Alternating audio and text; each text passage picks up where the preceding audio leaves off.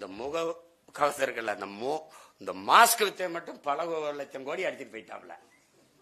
இந்த வேஸ்லின் கண்டுபிடிச்சு சொன்னால, நீங்க ஏன் அறிவார்ந்த சமூகம், நீங்க எத்தனை பேர் போட்டீங்கன்னு தெரியாது. நான் சொல்றேன், உண்மையிலே கொரோனாக்கு இந்த வேஸ்லின் அந்த தடுப்பு ஊசி போடாத ஒரே ஆள் நான் தான்.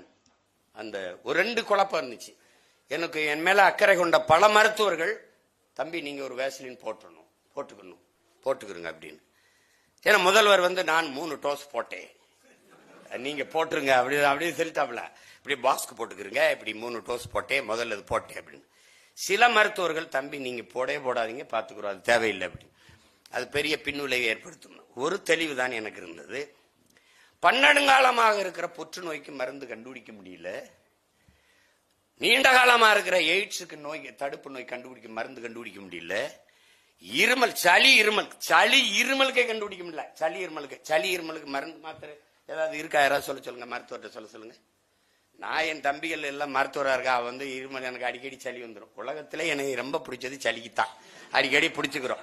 போய் கேட்டோன்னே என்ன இந்த குடிங்கண்ணே, இந்த டானிக்க குடிங்க, இந்த காஃப் சிறப்பை குடிங்க, எவ்வளோ நாள், ஒரு வாரத்தில் சரியாயிரும். குடிக்கலாம், அப்போ ஒரு வாரத்தில் சரியாயிரும்.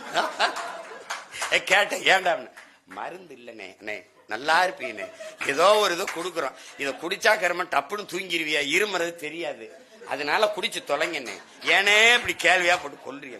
உண்மையிலே கிடையாதுங்கய்யா, எதற்கு கேளுங்க, உண்மையிலே கிடையாது தம்பி, கிடையாது. அதுக்கே கண்டுபிடிக்கல, இப்பதான் வந்துச்சு கொரோனா, உடனே கண்டுபிடிச்சு. எனக்கு தெரியுது சரி வராதுன்னு. ஏன்னா இவன் என்ன சொன்னாலும் கபசுரம் குடிங்க, கபசுரத்துக்கு வந்துட்டான். டெங்கு கீழே, டெங்குன்னா நிலவேம்பு, கபசுரம் நிலவேம்பு குடி. அந்த நேரத்துல பட்டபாடு இந்த மானுட சமூகம் பட்டது. அதுல ஐயா சொல்றாங்க பாருங்க, உத்தரப்பிரதேசம், இந்த வட இந்திய மாநிலங்கள் இருந்த மக்கள் சொந்த நாட்டுக்குள்ள அகதிகளா வந்தது இருக்கு பாருங்க. மூட்டை முடிச்சா ஒரு குழந்தையில இறந்துருச்சு, கர்ப்பிணி பெண் நடந்து வரும்போதே பிறந்துருச்சு, ரத்தத்தோட அப்படி நடந்து வர அந்த காட்சிகள். அதுல இருந்து என்ன தெரியுது? போக்குவரத்து, ஒரு இடத்திலிருந்து இன்னொரு இடத்துக்கு இடம்பெயர்கிற போக்குவரத்து கட்டமைப்புல நம்ம எவ்வளவு பலகீனமா இருக்கிறோம்ங்கிறத ஒரு சின்ன கண்ணுக்கு தெரியாத தொற்று நமக்கு உணர்த்திட்டு போயிடுச்சு.